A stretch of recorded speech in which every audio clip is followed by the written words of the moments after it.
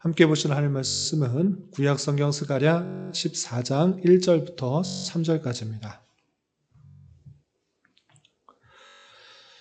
오늘까지 말씀 읽기 본문 스가랴 14장을 다 읽었고, 내일 말씀 읽기 본문은 스가랴 전체를 복습한 날인데, 복습하기 앞서서 스가랴 14장 1절부터 3절까지 말씀을 읽고 스가랴서의 내용을 전체 복습하고 교훈 받고 기도하겠습니다.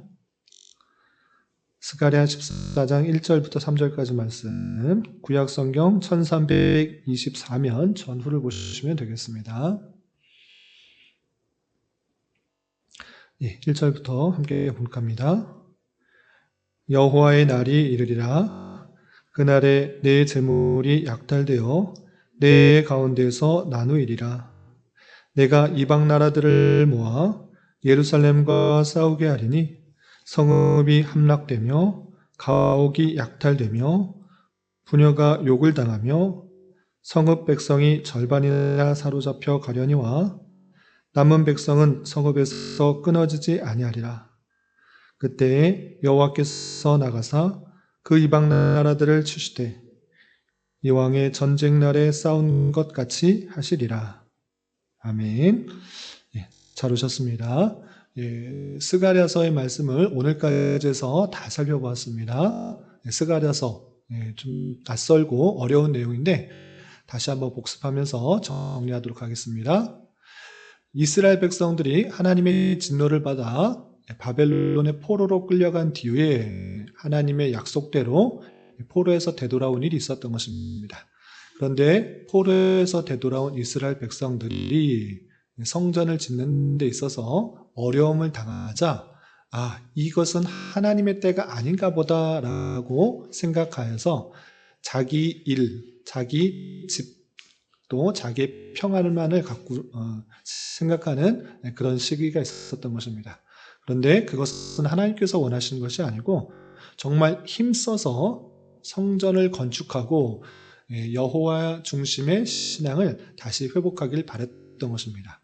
그래서 특별히 두 선지자를 통하여서 하나님의 말씀을 전하였는데 그 선지자가 다름 아니라 학개와 스가랴 선지자인 것입니다. 학개 선지자는 그 백성들에게 성전 지어야 될 것을 아주 강력하게 그들의 잘못들을 지적하면서 성전 재건을 독려했다고 하면 스가랴 선지자는 물론 성전 재건하는 것을 독려하였지만 그 성전 재건이 갖고 있는 영적 의미에 대해서 하나님께서 풍성하게 알려줘서 그 백성들에게 전했던 것입니다. 그래서 스가랴 1장부터 14장까지는 성전 재건을 독려하면서 그 성전 재건을 통해서 기대해야 되는 것이 또 꿈꿔야 되는 것이 무엇인지를 아주 가득 담아 있는데 내용을 크게 두 부분을 나누면 이렇습니다. 1장부터 8장까지는 8개의 환상을 통하여서 하나님께서 그 성전 재건과 또 여호와의 날 그리고 영적 의미가 어떠한 것인지를 잘 깨닫게 해주어서 이 성전 재건을 반드시 해야 되겠구나라는 것들을 알려줍니다. 그리고 9장부터 14장 그 뒷부분은 어떤 내용들이 나오는가라고 할 때 그 메시아 참된 왕이 오심으로 말미암아 회복될 이스라엘 나라가 어떠한지에 대해서 자세하게 설명하고 있는 것입니다. 이렇게 성전 재건을 하기 위해서 환상을 보여주시고 또 메시아가 오심으로 말미암아 회복될 하나님의 나라에 대해서 다양하게 설명해 주는데 그 내용을 다 복습할 수는 없고 오늘 이 금요기도의 시간에는 12장부터 14장까지 나오는 그 날에 대한 여호와의 날이 어떠한 것인지에 대해서 정리하고 교훈받는 시간을 갖도록 하겠습니다. 여러분들 성경 갖고 계시는 성경을 보시면 12장부터 14장까지 대단히 많이 반복되는 단어가 있습니다. 그게 어떤 단어인가? 그날에라는 표현입니다. 제가 세봤는데 16번, 제가 센 것만 해도 16번이 나오는데, 예를 들어서 12장 보시면 12장 3절에서 그날에 라는 표현, 12장 4절에서도 그날에, 6절에서도 그날에, 8절에서도 그날에, 또 11절에서도 그날에, 13장 1절에서도 그날에, 2절에서도 그날에, 4절에서도 그날에 라고 그날에 있을 일들에 대해서 다양하게 설명하고 있는 것을 보게 됩니다. 그날이 도대체 어떤 날인가 라고 할 때 우리가 읽었던 14장 1절에 그날에 대한 아주 중요한 힌트가 있습니다. 어떤 날인가? 14장 1절 보시면 여호와의 날이 이르리라 그날에 라고 하는 것을 통하여서 그날은 여호와의 날이다 라는 것을 알 수 있습니다. 그러니까 하나님께서 약속하신 그 날, 그 여호와의 날, 그 날이 되면 이런 일도 있고 이런 일도 있고 이런 일도 있다라는 것들을 12장부터 14장까지 가득 알려주고 있는 그 모습들을 보게 되는 것입니다. 그런데 우리가 먼저 알아야 될 것은 그날에 이 일이 있을 것이다, 그날에 이 일일 것이다 라고 했을 때 순서적으로 나타나는 일이 아니라 그날의 특징들을 다양하게 또 강조하면서 표현하고 있다는 것들을 우리는 살펴볼 수 있습니다. 그래서 그날에 대한 특징들을 우리가 살펴볼 것인데 하나하나 다 살펴보면 시간이 제한이 되니까 제가 잘 살펴보니까 크게 3가지 주제로 요약될 수 있기 때문에 3가지 주제에 맞춰서 내용을 살펴보도록 하겠습니다. 첫 번째 강조하는 내용이 무엇인가 라고 할 때 그날이 되면 예루살렘이 이방인의 공격으로부터 승리를 얻을 것이다 라는 그 약속을 하는 모습을 볼 수 있습니다. 어떤 표현이 있는가 몇 구절 살펴보겠습니다. 12장 3절 보겠습니다. 12장 3절 보시면 그날에 내가 예루살렘을 모든 민족에게 무거운 돌이 되게 하리니 그것을 드는 모든 자는 크게 상할 것이라. 천하 만국이 그것을 치려고 모이지만 하나님께서 예루살렘을 무거운 돌이게 되어서 돌이 되게 알려주셔서 유다 족속은 내가 돌보고 모든 민족의 말을 쳐서 눈이 멀게 할 것이다 이렇게 표현하고 있는 것입니다. 이렇게 이방 민족들로부터 공격을 받을 것이지만 예루살렘을 지켜보아시겠다라는 표현이 있는 것입니다.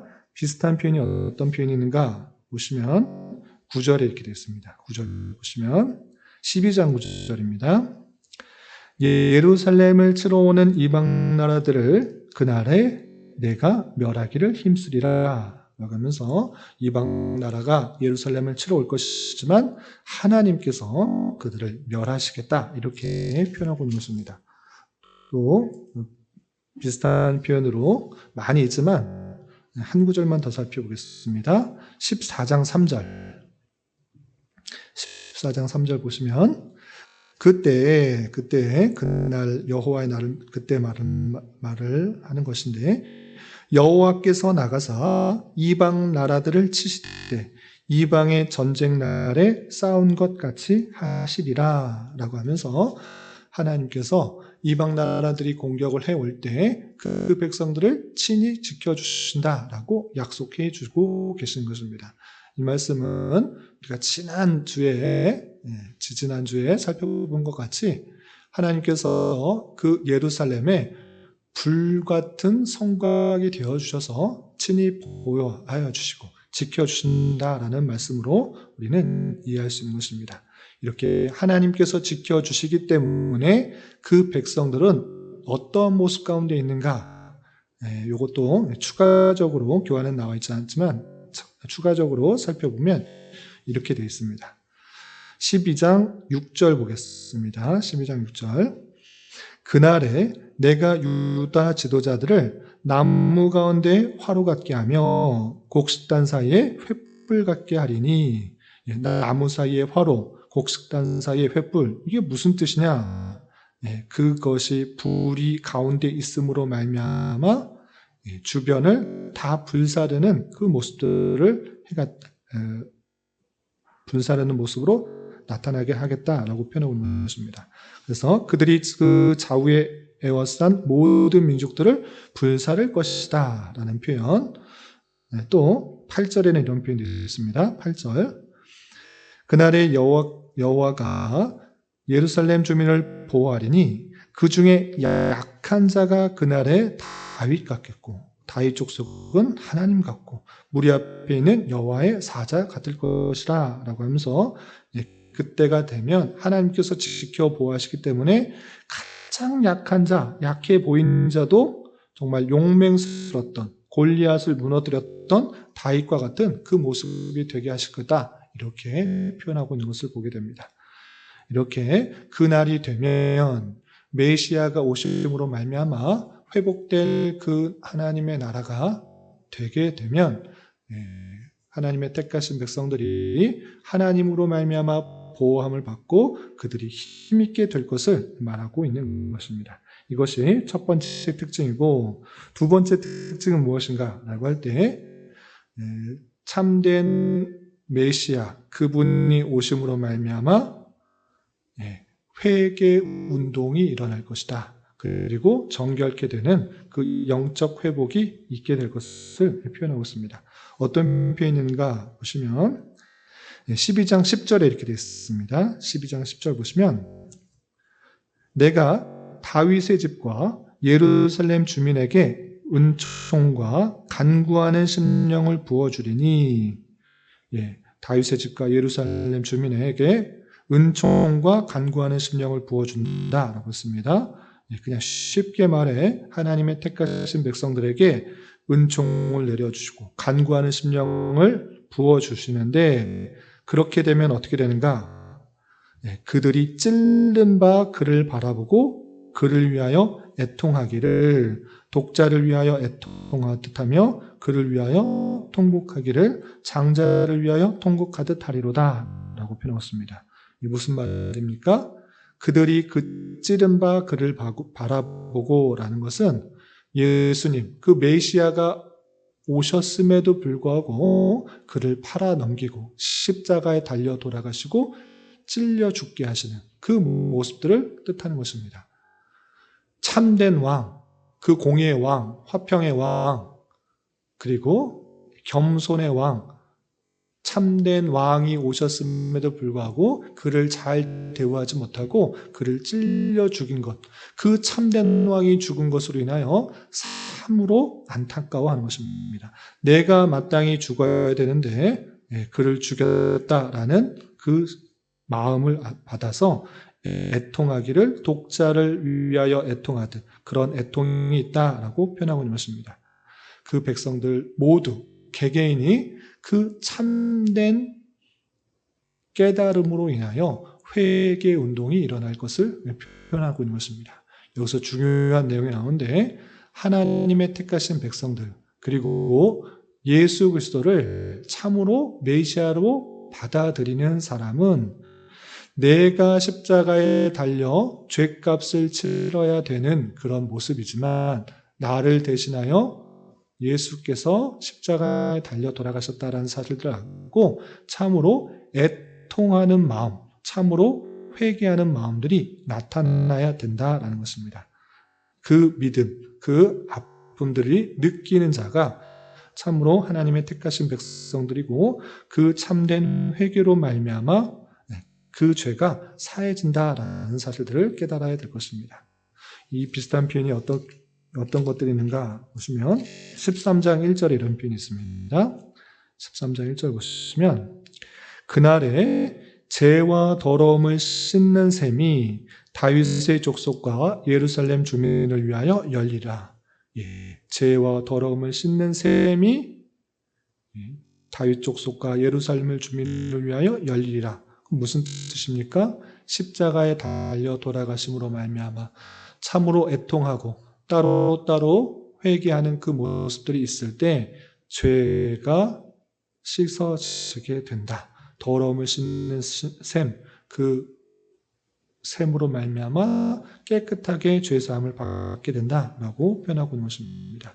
이를 통하여 예수 그리스도께서 십자가에 달려 돌아가심으로 말미암아 구원받는 백성은 그 마음속에 참된 회개, 그리고 예수 그리스도의 십자가 사건들이 참으로 믿어짐으로 말미암아 내 죄에 대한 통곡함이 있는 것입니다. 내가 죽을 죄인이었으나 예수 그리스도로 말미암아 이제 죄 사함을 받고 정결하게 씻음을 받게 되었다라는 사실들을 고백해야 되는 것입니다. 비슷한 표현으로 14장 8절에는 이런 표현도 있습니다. 14장 8절. 그날에 생수가 예루살렘에서 솟아나서 절반은 동해로 절반은 서해로 흐를 것이라. 여름에도 겨울에도 그러하리라 라고 하면서 그날이 되면 생수, 죽은 물이 아니라 정말 살아나게 하는 그 생수, 정말 좋은 물이 예루살렘에서 솟아나서 동해로 서해로 여름에도 겨울에도 계속 흘러서 죽은 사람들을 다시 소성케 하는 그 일들이 있을 것이다. 이렇게 표현하고 있는 것을 보게 됩니다. 이를 통해서 그 여호와의 날, 메시아가 오는 날이 되면 예수 그리스도께서 행하신 일을 말미암아 그냥 지식적으로 동의하는 것이 아니라 참으로 믿어짐으로 말미암아 내 대신 예수님께서 십자가에 달려 돌아가셨다라는 사실들을 깊이 깨닫고 감사 찬송에서 그치지 않고 내 죄를 자복하며 통회하며 회개하는 그런 일들로 말미암아 내 모든 죄가 씻겨지게 될 것이다. 이렇게 표현하고 되는 것을 보게 됩니다. 이것이 두 번째 특징이고, 마지막 한 가지만 더 큰 주제를 드리면 여호와께서 온전한 통치를 하실 것이며 그 백성들은 더욱더 성결하게 될 것이다 라는 표현들이 많이 나타나게 됩니다. 내용을 좀 찾아보면 14장 7절에 이런 표현이 있습니다. 14장 7절. 그날에 대한 특징 중에 하나인데 14장 7절입니다. 여호와께서 아시는 한 날이 있으리니 낮도 아니요 밤도 아니라 어두워갈 때 빛이 있으리로다 라고 하면서 점점 세상은 어두워져 가서 어디가 진리인지 어디가 참인지 분간 못하는 그런 모습들 가운데 있을 때 주님께서 참된 빛이 되어서 길과 진리요 길이요 진리요 생명이 되시는 그곳을 알려주는 모습을 볼 수 있습니다. 또 어떤 표현이 있는가 보시면 9절에 이런 표현이 있습니다. 9절 보시면 여호와께서 천하의 왕이 되시리니 그날에는 여호와께서 홀로 한 분이실 것이요 그의 이름이 홀로 하나이실 것이라 라고 하면서 그날에 천하의 왕으로서 계시며 홀로 한 분으로 드러나며 또 그 이름이 다른 믿을 만한 것이 없고 오직 여호와 한 분만 믿을 만한 분이시구나 라는 것을 고백하게 될 것을 표현하는 것을 보게 됩니다. 이렇게 하나님의 놀라운 통치 가운데 천하의 참된 왕으로서의 통치 가운데 그 백성들의 모습은 어떻게 되는가? 그 백성들의 모습들이 14장 20절에 잘 드러나고 있습니다. 14장 20절 보시면 그날에는 말 방울에까지 여호와께 성결이라 기록될 것이라. 여호와의 전에 있는 모든 솥이 제단 앞 주발과 다름이 없을 것이니 라고 하면서 그날이 되면 말 방울에까지 여호와께 성결이라 기록될 것이다. 실제로 말 방울에 여호와께 성결이라고 쓰는 일들이 있다라기보다는 정말 하찮고 작은 것까지 타고 다니는 것까지 내가 지켜야 될 것이 무엇인지를 기록하고 있는 그 모습인 것입니다. 그것은 여호와께 성결, 하나님 앞에서 거룩하고 정결한 모습 가운데 살아가는 것이 중요하구나라는 것들을 생각하여서 말 방울에다도 여호와께 성결, 걸어갈 때마다도 여호와께 성결, 손이 외치는 모든 곳에 여호와께 성결, 거룩과 성결의 모습으로 나아가도록 하는 하나님의 마음을 깨달아 그렇게 그 백성들이 그런 모습 가운데 살아갈 것을 표현하고 있는 것입니다. 비슷한 표현으로 한 구절만 더 보겠습니다. 13장 9절입니다. 스가랴 13장 9절, 그날에 있을 일들에 대해서 이렇게 표현하고 있는데 9절 보시면 내가 그 3분의 1을 불 가운데 던져 은같이 연단하며 금같이 시험할 것이라. 그들이 내 이름을 부르리니 내가 들을 것이며 나는 말하기를 이는 내 백성이라 할 것이요 그들은 말하기를 여호와는 내 하나님이시라 하리라 라고 표현했습니다. 잘 보시면 우연하게 또는 이웃 나라들 때문에 불 가운데 던져졌다라고 표현하지 않고 그 주체를 무엇이라고 표현하고 있습니까? 내가 여호와께서 그 3분의 1을 남아있는 그 백성들을 불 가운데 던져 하나님께서 그 백성들을 불 가운데 던지시겠다라고 표현하고 있습니다. 아니 하나님께서 그 백성들을 신실하게 지켜주신다면서요. 불같은 성각으로 신실하게 지켜주시고 또 다윗과 같이 지켜주시고 아주 신실하게 지켜주신다고 하지 않았습니까? 왜 불 가운데 던지십니까? 라고 할 때 그 목적이 다음과 같이 나와 있는 것입니다. 무엇이라고 표현되고 있습니까? 은같이 연단하며 금같이 시험할 것이라. 하나님께서 그 백성들을 정말 정결하게 또 고귀하게 순도 깊은 은과 금이 되게 하기 위해서 하나님의 참 백성다운 모습으로 나가게 하기 위해서 시험하시고 연단하신다. 불 가운데 던지시겠다. 이렇게 표현하고 있는 것입니다. 그러므로 하나님의 그 통치의 날, 그 여호와의 날, 그 날이 될 때 아직 완성되기 전까지는 하나님께서 불 가운데 던져서 그 백성들을 훈련하고 연단하여서 더욱더 거룩하고 성결한 하나님의 백성으로 이끄시는 손길이 있다는 사실을 잊지 말을 것입니다. 이런 말씀에 따라 우리는 하나님의 택하심을 입어 십자가 구원의 은혜를 입은 자답게 이 땅에서 삶을 살아갈 때 더욱더 성결하고 거룩한 하나님의 백성답게 잘 훈련되고 연단되어지기를 소망하며 살아가야 될 것입니다. 그리고 다양한 영적 전투 가운데 이미 승리하신 그 싸움, 홀로 왕 되신 그분의 이름을 믿으며 더욱더 담대하게 살아가는 자가 되어야 될 것입니다. 이런 저와 여러분 되시기를 주님의 이름으로 부탁을 드립니다. 기도하겠습니다. 하나님 아버지 감사합니다. 오늘 말씀을 통해 왕의 오심으로 시작되는 여호와의 날의 여러 가지 특징들에 대하여 살펴보았습니다. 이런 말씀을 대하는 자로서 이 땅에서 여러 가지 환난과 역경 그리고 영적 전투를 만나게 될지라도 너무 낙망하지 말고 더욱더 주님을 의지하며 승리하는 자 되게 하여 주시옵고 예수 그리스도의 십자가로 말미암아 죄사함을 입은 자답게 내 죄에 대하여 더욱더 안타까우며 회개하기에 힘쓰는 자 되게 하여 주시옵고 우리의 모든 상황과 여건을 통해서 주님의 백성으로 더욱더 정결하고 거룩하게 훈련되고 준비되어져가는 우리 모두가 될 수 있도록 은혜를 더하여 주시옵소서. 주님 이 시간 계속해서 우리에게 주어진 여러 가지 기도 제목을 가지고 주님 앞에 나아갑니다. 믿음으로 간구하는 은혜의 시간이 되게 하여 주시옵소서. 예수님의 이름으로 기도 올리옵나이다. 아멘.